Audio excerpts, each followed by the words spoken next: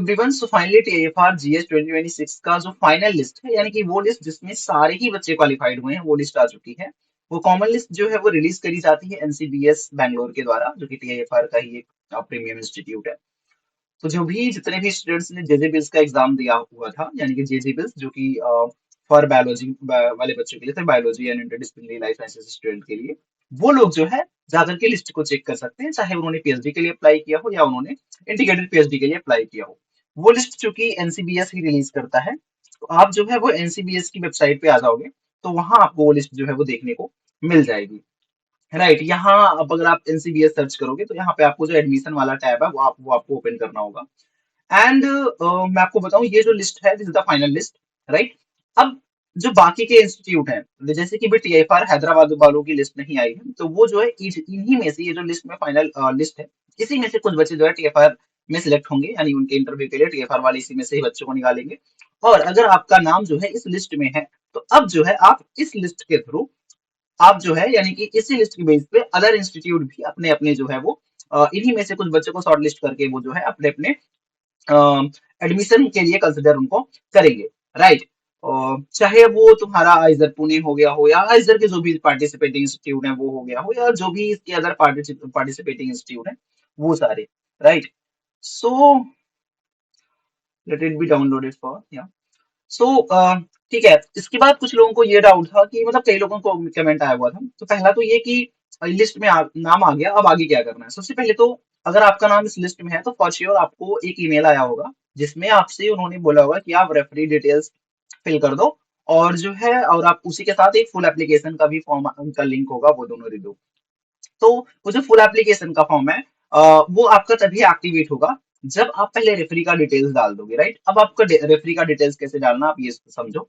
Referee का मतलब वो होगा, वो टीचर या वो पर्सन, वो इंसान जो आपको रेफर कर रहा है, यानी जो आपको लाइक वो कर रहा है, ठीक है, रेफर कर रहा है या रिकमेंड कर रहा है वहां पे एडमिशन के लिए। अब वो चाहे तुम्हारा कोई टीचर हो सकता है, या फिर कोई ऐसा इंसान जहाँ पे आपने कोई जाकर के वर्कशॉप करी है, वो उसका इंस्ट्रक्टर इंस्ट्रक्टर हो सकता है, या फिर आपने कहीं पे कोई इंटर्नशिप किया है तो वहां का टीचर जो रिकमेंड कर रहा हो कि हाँ इस बच्चे का ऐसा ऐसा परफॉर्मेंस है, रिसर्च में ऐसा ऐसा है, ये पर्सन जो है मैं इसको रिकमेंड करता हूँ। राइट, तो इस ऐसे आपको दो रेफरीज चाहिए।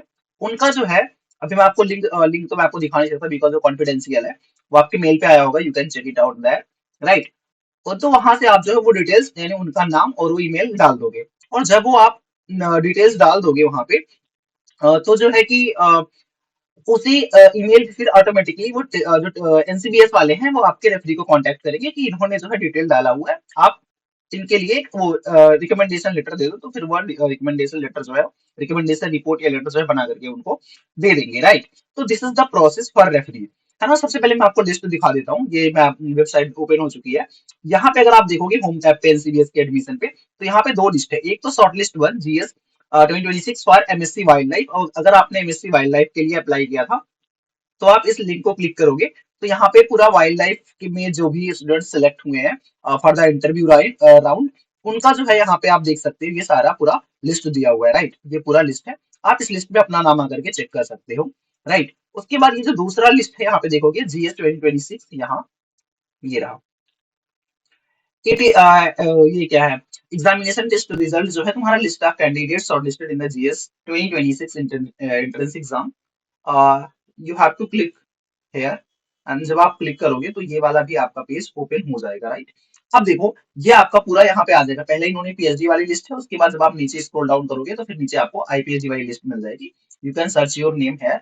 राइट, अब यहाँ पे कुछ इंपॉर्टेंट चीजें जो आप देख लो, जो कि बहुत ही ज्यादा इंपॉर्टेंट है। राइट, अब देखो इन्होंने बोला है कि based on the performance in TIFR या जेजेबिल्स एग्जाम जो कि हेल्ड हुआ था 14 दिसंबर 2025 को, उसके बेस पे फॉलोइंग कैंडिडेट्स जो है वो इनवाइटेड हैं for submitting a full application. और ये जो फुल एप्लीकेशन आप सबमिट करोगे, इसको केवल टीआईएफआर के इंस्टीट्यूट ही कंसिडर करेंगे, बाकी पार्टिसिपेटिंग इंस्टीट्यूट का इससे लेना देना नहीं है। वो अपना अलग से क्या बोलते हैं, इंटरव्यू वगैरह ले लेंगे based on your TIFR score, जो कि आपको पता है इसमें स्कोर कार्ड आता नहीं है।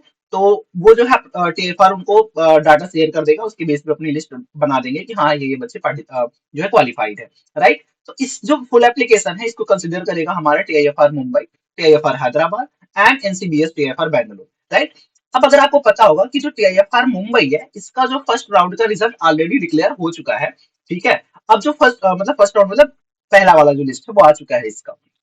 अभी जो इसका फर्स्ट राउंड ऑफ इंटरव्यू है, उससे फिर बनेगा तुम्हारा सेकेंड राउंड ऑफ के लिए वो बच्चों को क्वालिफाई करेंगे। उसमें बहुत ध्यान देने की चीज क्या है कि जो सेकेंड राउंड वाली लिस्ट आएगी, उस वो जो है वो बेस्ड होगी आपका जो इंटरव्यू शेड्यूल है 16-17 को, उसके मार्क्स के बेसिस पे, प्लस जो आप फुल एप्लीकेशन सबमिट करोगे उसके बेसिस पे, प्लस जो आपने जेजे बिल्स के एग्जाम में जो वहाँ पे रिटन टाइप क्वेश्चन था जिसको आपने टाइप करके लिखा हुआ था, उसके इन तीनों को मिला करके वो मार्क्स पूरा कंसिडर करेंगे, फिर जाके टेफा मुंबई वाले उसका रिजल्ट डिक्लेयर करेंगे for the second round of interview, जो कि टेफर मुंबई के कैंपस में होगा, राइट।